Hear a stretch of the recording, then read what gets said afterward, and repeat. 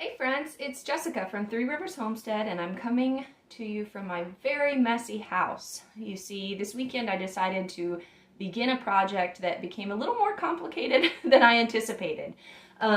We are entering my really heavy canning season here. The month of August is when I try to preserve as much food as possible. It's when the gardens are really starting to produce abundantly. A lot of bulk produce is available locally, so I try to get as much preserved as possible. And so I was kind of over the weekend looking at my storage for food, and I realized I needed to do something to kind of create more space. So what I decided to do was double the amount of shelving in my kitchen to store my canning and do a little rearranging. And so I got half of it done over the weekend, and the rest of my house has just been waiting for this new shelving to arrive. And so today my plan is to put up that new shelving. We're gonna kind of reorganize all of the pantry and put it back in the shelves. And I'm going to show you what I have left over from the 2020 preserving season. There are some items that I canned way too much of, so I'm going to show you what that was, and then talk a little bit about what my plans are for the next month in terms of preserving. So if this is something that interests you, why don't you come along? So this wall behind me in the kitchen, you may have noticed before, that's where I keep a small selection of my canning. I like to kind of keep a variety of what we have available in the house, and then as we use it up, I replace it from other storage areas in the house. Typically, like, we store extra stuff in closets and under beds, any place that's kind of dark that we can tuck away food, because we don't currently have a root cellar. And that's sort of a problem for a family our size that preserves a lot of food, and it's something we're working on. Our old farmhouse here, it was built in 1867. It does have a cellar underneath it, but it is very damp down there, as a lot of old farmhouse cellars are. And so a future goal of ours would be to kind of seal up the basement and get it dry down there, and in the future we hope to do that. But for now we have to make do with what we have. And so in the past what I've had is just this one shelving unit here in the kitchen. I got it from Lowe's when we moved into the house, and then my husband, if I show you underneath it, had to kind of reinforce it with some boards, and it's worked great. And then in the kitchen we also had our stand-up deep freezer, and then there was just like a little china hutch over there that held my cast iron on top. And so over the weekend I moved the deep freezer to our laundry room in the space where an electric dryer would go, since we don't have an electric dryer. And then I moved the china hutch to a different area, and what I'm going to do is put two shelving units back there. I ordered these shelving units from Sam's Club. They were very cheap. They were like $50-some a piece, and they are one shelf higher than what I currently have, so it will give us a lot more space. Ideally, what I really want to do in this kitchen is put floor-to-ceiling custom shelving, and to maximize the space I would have shelves that are just the ideal height to fit quart-sized canning jars in there, or just the height to fit gallon-sized storage jars for my dried goods. And one day I will have that, but we looked at lumber prices right now, and it was just not worth it to undergo that project. So we're going the cheap route. This is a temporary solution to our problem, but it will do for now. So what I need to do first is get this shelving unit taken out of here, get everything emptied off of it. We're going to get the shelving put together. We're going to get it put back in here and fill it back up with what we have. So let's get started.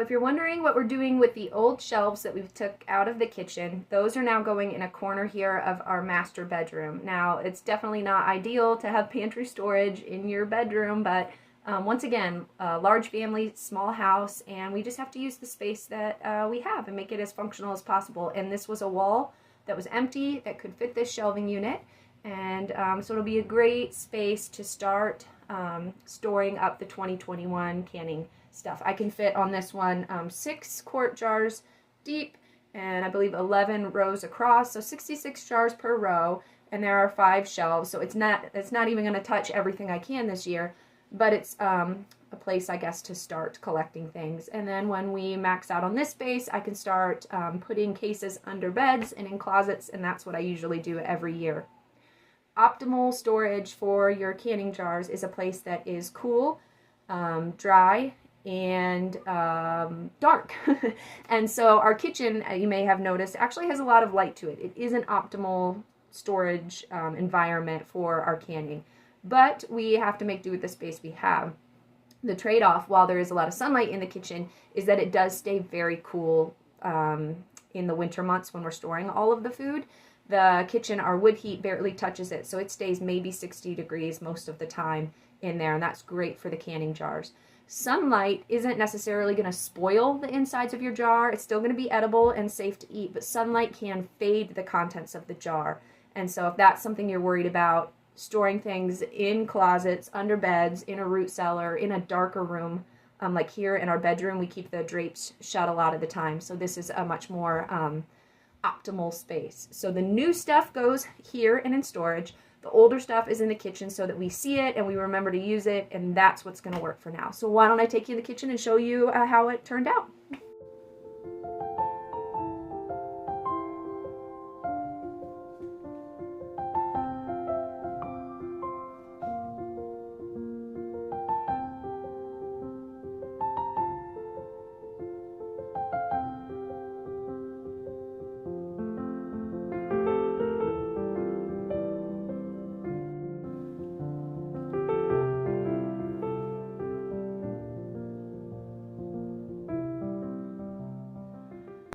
Alright guys, that was quite the project. I'm very thankful for my many helpers who were assembling shelves and moving jars around and helping me, because this would have been an all-day project. It took us about 2.5 hours to do, so that was wonderful. I'm pleased with the results. I'm not 100% satisfied. Ideally, I would have less wasted space above my quart jars, but this is a great temporary solution.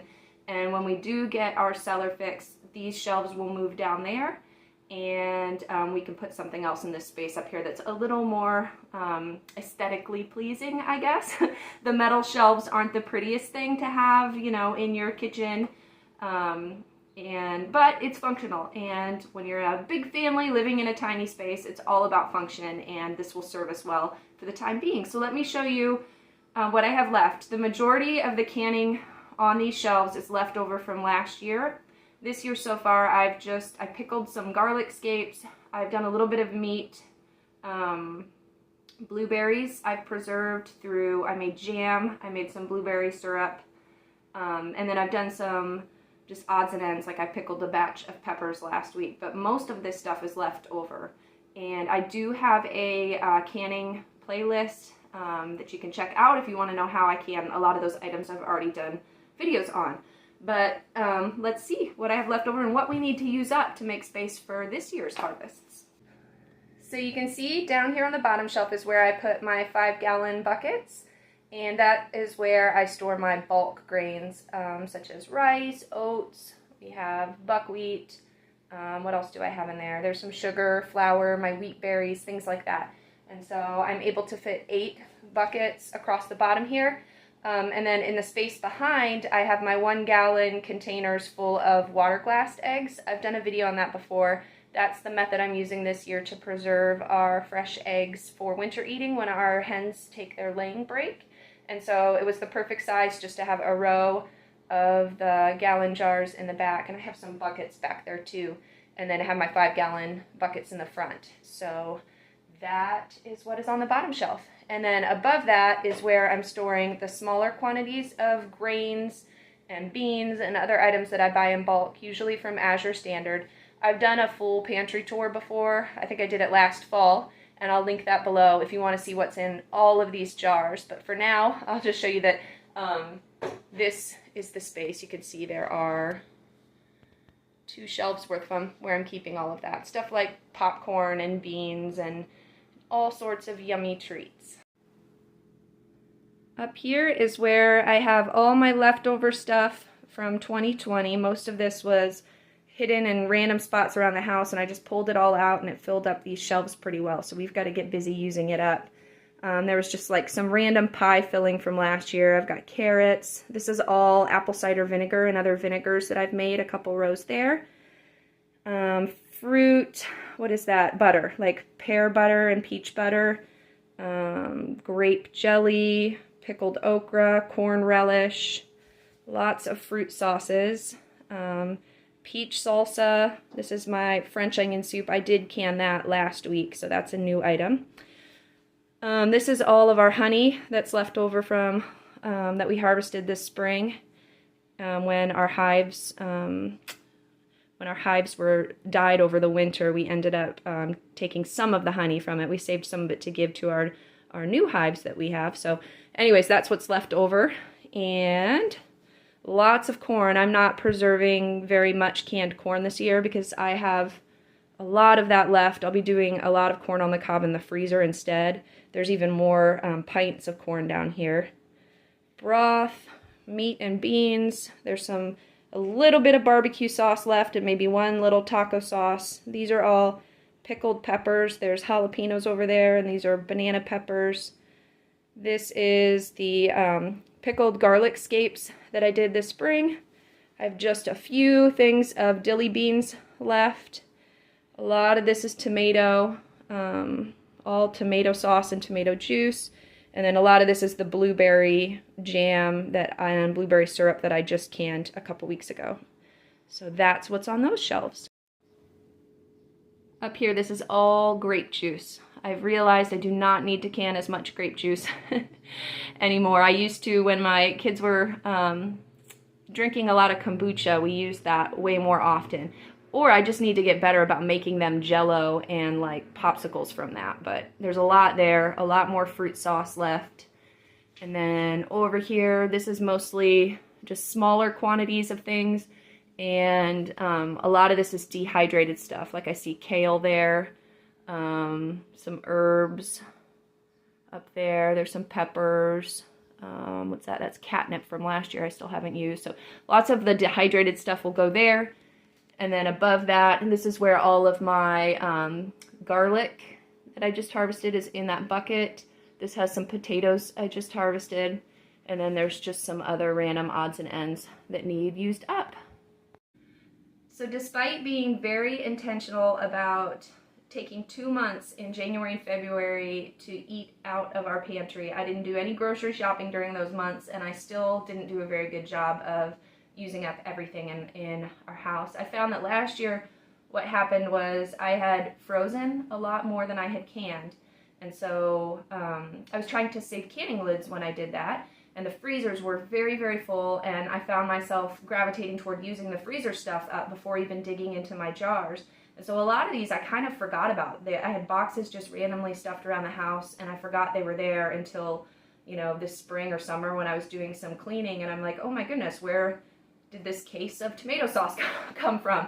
And so I just need to do a better job of keeping an inventory and making sure I'm going through everything. So this gives me some guidelines for canning this year. Like, I know I do not need to do very much fruit sauce because we already have a lot here on the shelves.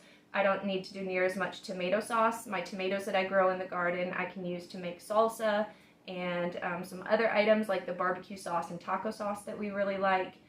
And yeah, just a lot of information like that. So this was a good project to do today. It's great timing.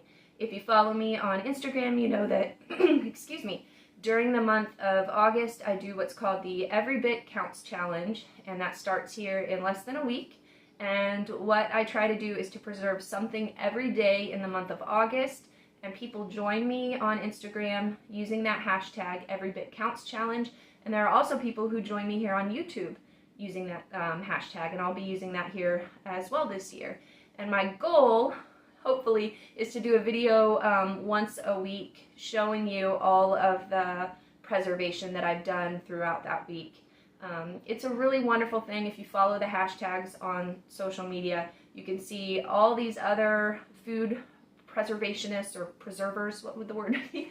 And all of the neat ways that they're preserving their harvest. I learned some great stuff last year in doing it, and I preserved a few items using recipes from other people, and the recipes were amazing, and they're things that I will repeat this year. So lots of great information out there. Make sure you join us. And yeah, so I hope you enjoyed this peek at what is left of my pantry from 2020, and I hope you will join me as I begin filling the shelves up here in 2021 through the month of August. So all right, that's it for today, friends. I hope your day is blessed, and we'll see you again soon. Bye.